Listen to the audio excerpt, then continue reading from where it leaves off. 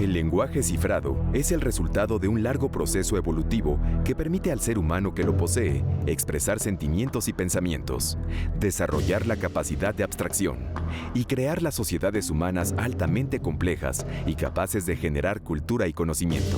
Y la musculatura intrínseca es el que le va a dar toda la dinámica y le va a dar las estructuras al interior de la laringe.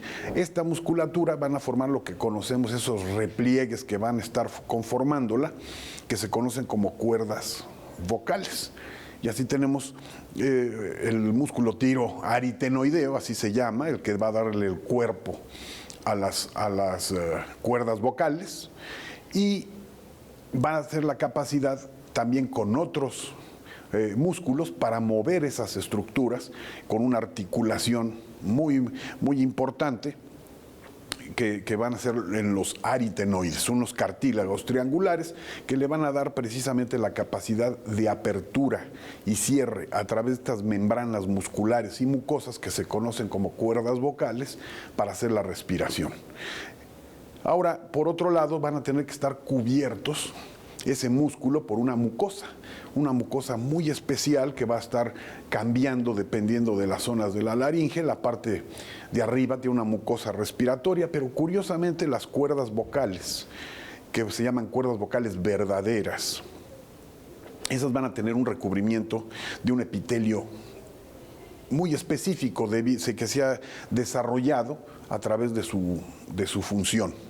Esta le va a permitir que tengan una estructura delicada estas cuerdas vocales. Por eso nadie tenemos el mismo tono de voz. Casi todas las voces incluso se pueden llegar a comparar con las huellas digitales.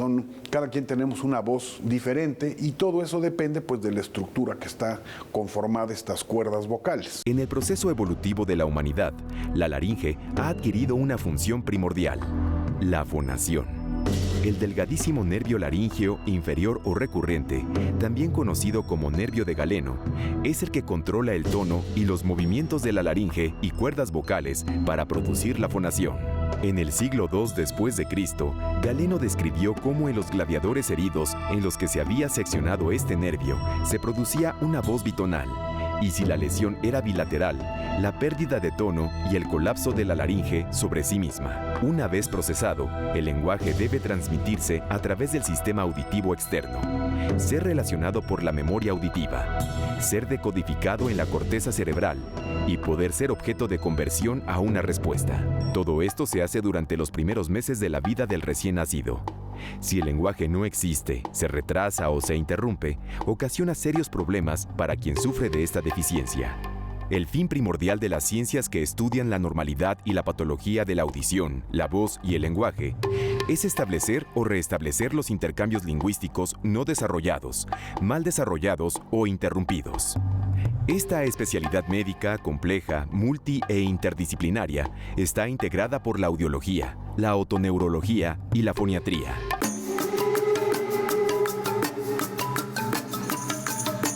La humanidad percibió la dificultad que significaban el problema de la sordera y la mudez para la vida de los individuos, mucho antes de existir un abordaje médico para curarlas.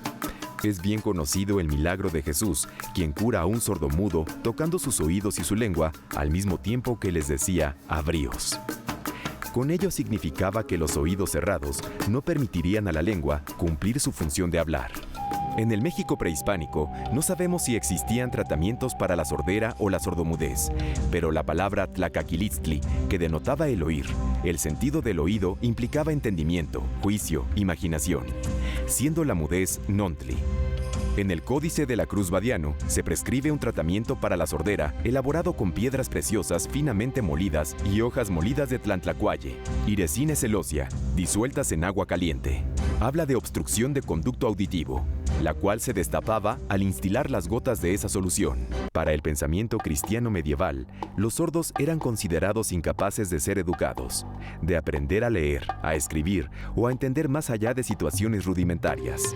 Jurídicamente se les consideraba incapaces de responsabilizarse de ninguna operación comercial o legal, inclusive casarse por su propia voluntad o recibir herencia.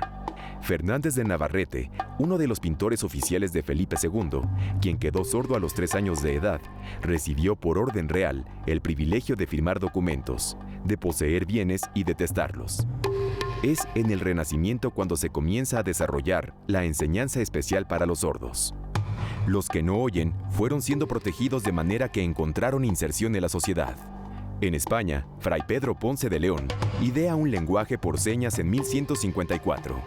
Y en Italia, Girolamo Cardano, por símbolos relacionados con objetos. En 1771, el abad de Lepe funda la primera escuela de señas en el mundo. Y en Alemania, S. Heinecke funda en 1775 la primera escuela oral para sordos, en la que se les hablaba y se les enseñaba a interpretar el movimiento de los labios. La polémica entre las ventajas y desventajas del lenguaje oral versus el manual persiste hasta la actualidad. En 1863, Ambrose Card y Thomas Gallaudet fundan el Gallaudet College, la primera universidad en el mundo para sordos, en la que se emplea el lenguaje norteamericano de señas. Este es el antecedente remoto del Centro Audiológico y Foniátrico de México, fundado en 1951. El descubrimiento por Corti en 1851 del órgano que lleva su nombre y la descripción de la onda viajera en la membrana basilar de la cóclea por Georgi von Békésy, premio Nobel en 1961, abrieron el paso a otros tipos de modernos tratamientos.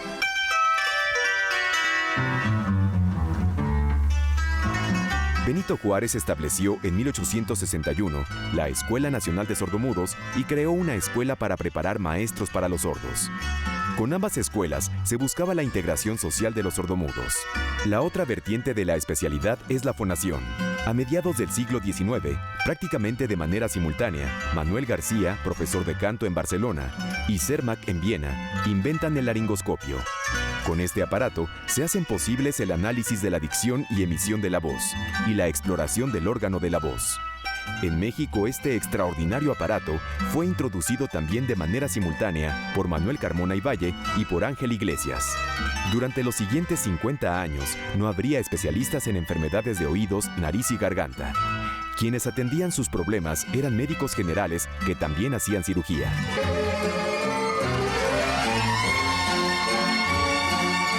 En esos primeros tiempos, buena parte de los especialistas que poseían un endoscopio tenían también un oftalmoscopio y un laringoscopio, y practicaban las dos especialidades. Para 1920 se incorporaron los otorrinolaringólogos a la Sociedad Mexicana de Oftalmología, ya bien establecida desde un cuarto de siglo antes. En 1947, las sociedades se separarían, quedando cada una a cargo de su campo de conocimiento bien definido. Daniel Gurría Urgel, otorrinolaringólogo destacado, exploró los incipientes modelos de audífonos entonces disponibles y en 1937 abogó por el uso de audífonos eléctricos a los que denominaba muletas de sordo. El implante coclear es un dispositivo electrónico que consiste en dos partes. Una parte interna, que es la parte interna que vamos a poner mediante una cirugía, que hacemos una cirugía en la cual hacemos una incisión por detrás de la oreja. Vamos a acceder a través del hueso mastoides, vamos a llegar hasta el oído interno y en el oído interno vamos a pasar una serie de electrodos y la parte que es el receptor estimulador vamos a ponerlo en un lecho que hagamos en el cráneo. Aquí tenemos un modelo para que pueda ser más útil la explicación. Aquí se ve el modelo bien. Aquí tenemos el modelo donde ven este final que se enrosca, que es el que va a entrar dentro del caracol. Y la parte, esta es el receptor estimulador, que se va a crear un lecho sobre el cráneo por detrás de la oreja y se va a colocar. Esta es la parte interna. Luego viene la parte externa. La parte externa, que es una pequeña computadora. La parte externa va a ser similar a un audífono para sordera. Entonces, este audífono tiene un micrófono. El micrófono va a captar el sonido. Esto va a codificar el sonido y mediante una unión que se hace a través de la piel con ese imán al implante coclear, o sea, a la parte interna, le va a pasar la información de ese sonido. La parte interna va a decodificar ese sonido, va a mandar la información a los electrodos que pusimos dentro de la cóclea. Estos electrodos, a través del nervio auditivo, van a mandar la información a la corteza cerebral y de esa forma el paciente es como va a percibir la sensación de sonido. Entonces, esto es el implante coclear.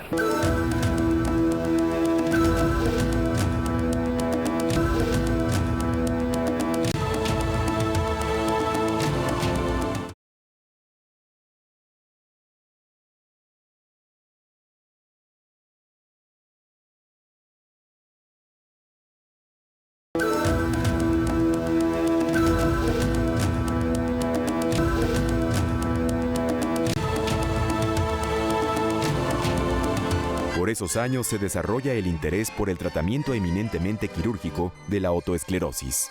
El pionero de esta materia en México es el mismo Gurría Urgel en 1937, seguido por Andrés Gurría Bustamante, quien ha dado su nombre al Instituto Nacional de Comunicación Humana Andrés Gurría Bustamante. Gurría Bustamante, Ricardo Tapia Acuña, Miguel Arroyo Guijosa y Jorge Corbera Bernardelli fueron otorrinolaringólogos que se ocuparon seriamente del manejo quirúrgico de problemas de audición. Entre 1950 y 1975, este último realizó reconstrucciones de la membrana timpánica y diversos tratamientos para resolver la otoesclerosis. En los años 60, Fernando Ortiz Monasterio diseñó métodos para reconstruir quirúrgicamente el paladar hendido congénito y corregir la voz.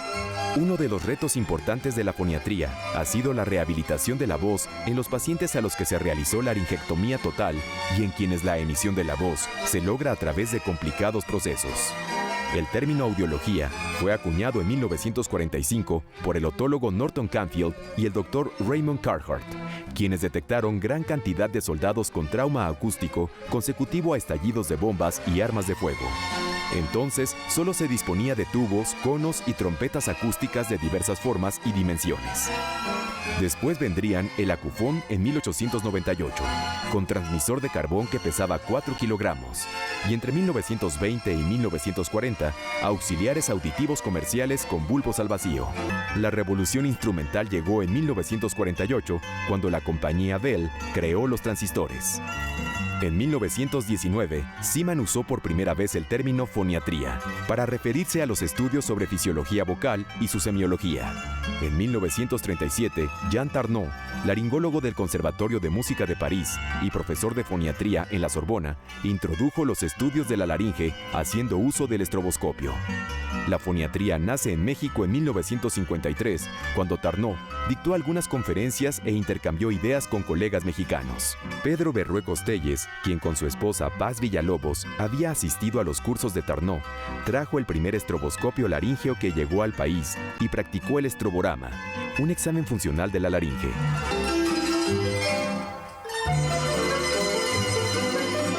Estos cursos duraron más o menos 8 o 9 años. Prácticamente 9, pero se formaron especialistas para todos los países de América Latina, inclusive Brasil, que aunque no hable el español, de todas maneras es una lengua prima hermana del español. Y de estos especialistas, lo importante es el fruto que se ha recogido en todos estos países de América Latina, ahora le digo, ¿cuáles? Para formar a su vez lo que hicimos dentro del instituto a raíz del 1 de julio de 1951, que fue cuando se fundó el IMAL. En 1959, Leo Deutsch comenzó a desarrollar la otoneurología en México en el Instituto Nacional de Audiología. Corbera Bernardelli realizó el primer implante coclear e inició en 1966 la formación de otoneurólogos al abrir en 1966 la residencia en audiología y otoneurología en el Centro Médico Nacional del IMSS.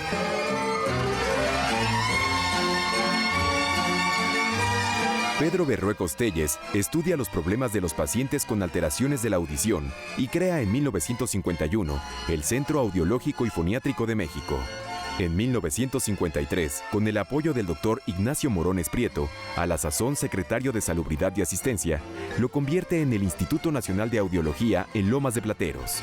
Precedió al equivalente en los Estados Unidos, el National Institute of Deafness and Other Communicative Disorders, por 35 años, ya que este fue fundado en 1988. Así como la otología dio luz a la audiología no dio luz a la filosofía de la oralidad. Esa es una de las funciones principales de este instituto. La educación integral, completa, intensiva de los pequeños sordos para enseñarlos a hablar sin la lengua de signos. La audiología mexicana ha tenido un impacto internacional desde su inicio. El doctor Pedro Berruecos Telles fundó en 1956 el Instituto Venezolano de Audición y Lenguaje, mismo que dirigió durante 2 años hasta dejarlo bien establecido. Durante esos años se sumaron varios avances tecnológicos que significaron ventajas notables para el diagnóstico preciso y el manejo de los trastornos de la audición y la fonación. Pedro Berruecos Villalobos impartió un curso sobre esta última en el Hospital General. La posibilidad de estudiar con potenciales evocados auditivos del tallo cerebral, captando la microfonía coclear, significó un avance capital. El registro de las emisiones otoacústicas es otro elemento valioso que ha permitido el diseño y aplicación de un tamizaje auditivo neonatal para detectar los problemas de la audición en el momento mismo del nacimiento de un niño, y así poder llevar a cabo medidas terapéuticas sin pérdida de tiempo. En 1969 se cambió de nombre el Instituto Nacional de Audiología a Instituto Nacional de la Comunicación Humana.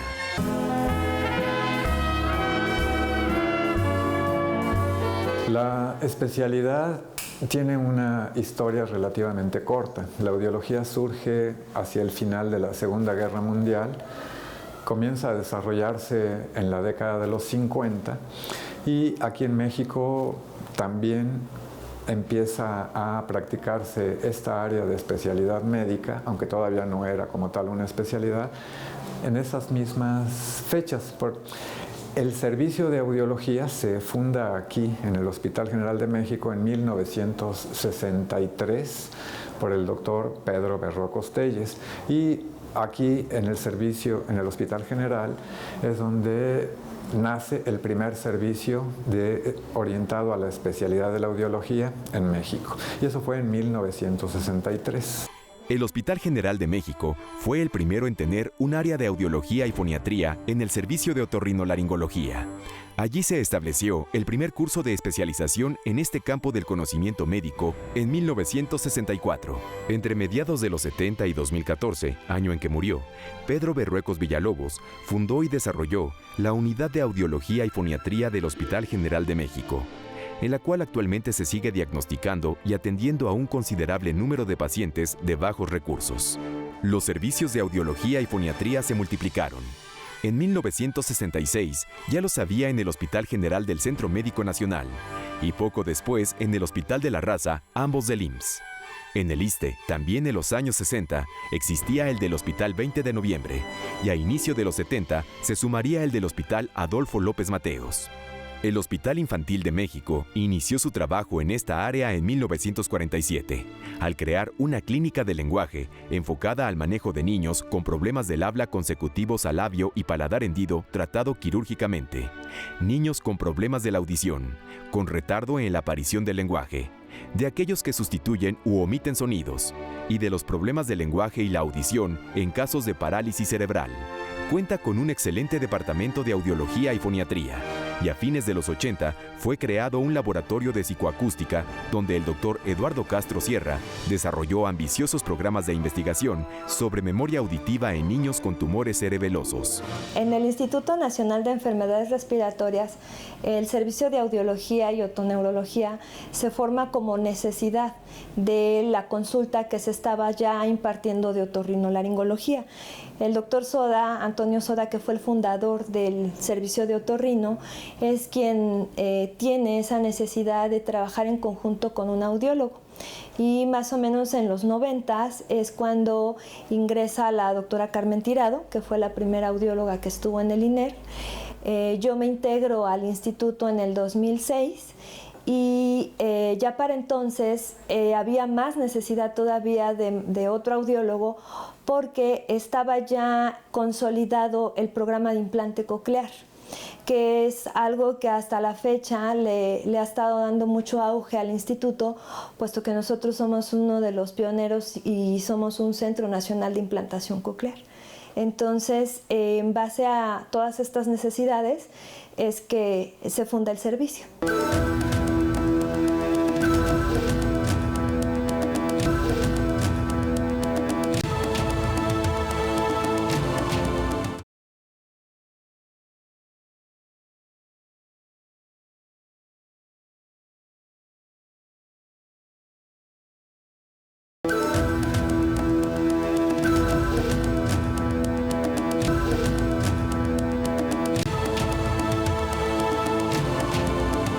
Actualmente existen muchos servicios de audiología, foniatría, otoneurología y comunicación humana en centros médicos y hospitales, como por ejemplo los del IMSS en Guadalajara y Monterrey.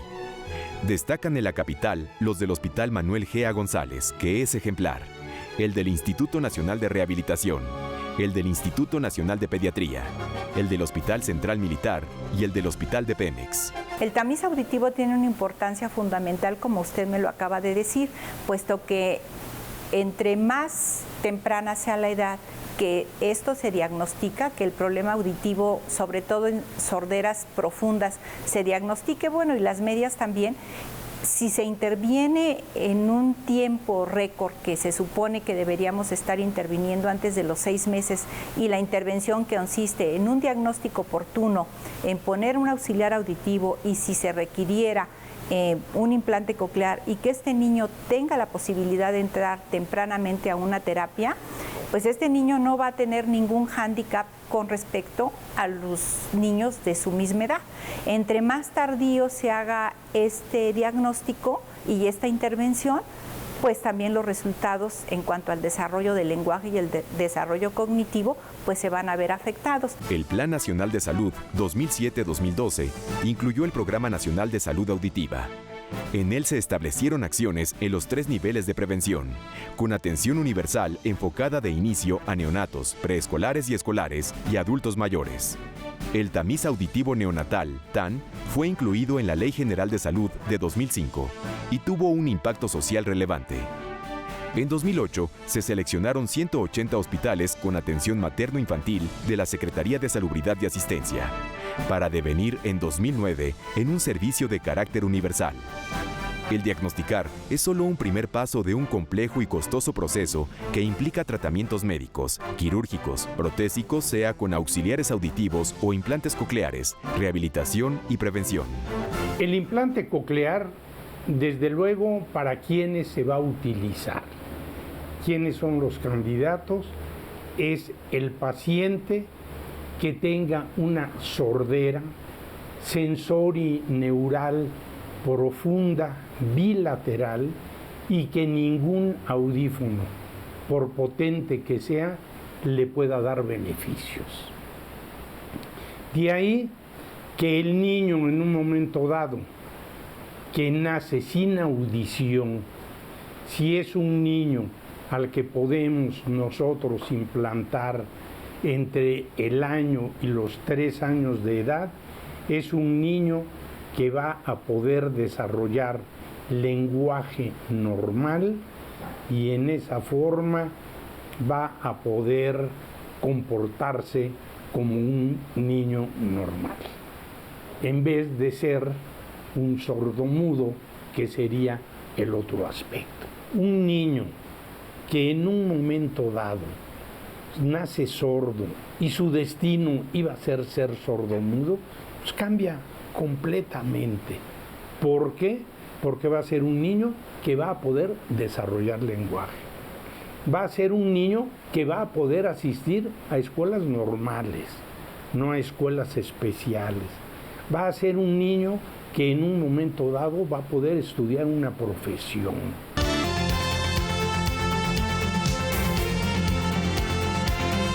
Los primeros cursos de especialización se impartieron en el Centro de Audiología y Foniatría en 1953. La capacitación de médicos se realizó por primera vez en el Hospital General de México en 1964 y poco después un programa de residencia en Audiología y Foniatría de 3 años de duración. En 1985, la Facultad de Medicina de la UNAM otorgó el reconocimiento a los programas de especialización médica en comunicación lingüística y el de medicina de la comunicación humana. En el Hospital General de México se impartió, siendo el primero en su género, un curso de capacitación para personal en 2008. Asistieron 520 médicos y enfermeras procedentes de 259 hospitales ubicados en 29 entidades federativas.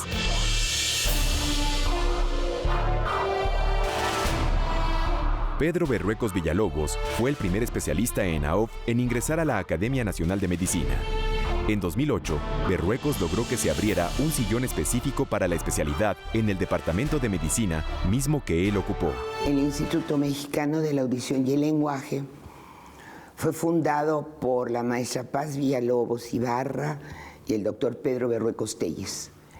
A lo largo de los años, además, se añadió a la labor del instituto la muy importante presencia de Pedro Berruecos Villalobos, hijo, quien además de haberse formado aquí, se formó también en el extranjero, igual que los fundadores, y además realizó nada menos y nada más que todas las funciones de investigación y de difusión como para que se hiciera parte de la ley de salud la detección temprana de las sorderas en los niños.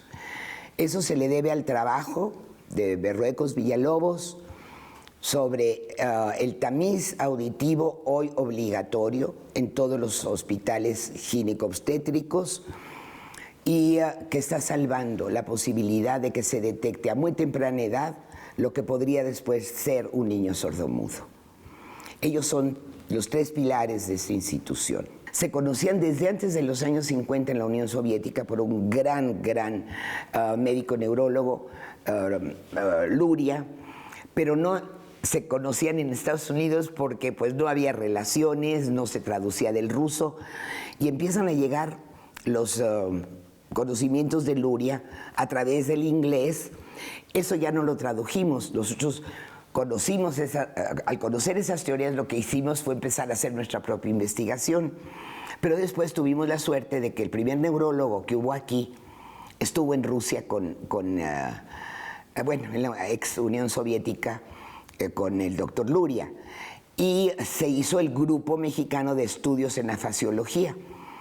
Así que seguimos usando ese cuestionario y seguimos encontrando cosas maravillosas y sobre todo que no todos los pacientes que se quedan sin hablar tienen que tener el mismo tipo de terapia.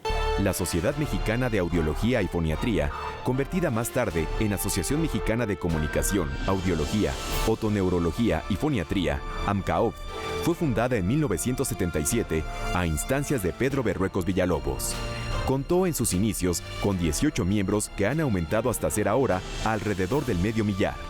El Consejo Mexicano de Comunicación, Audiología, Otoneurología y Foniatría certifica desde 1986 a los especialistas y vela por el mantenimiento de altos niveles profesionales.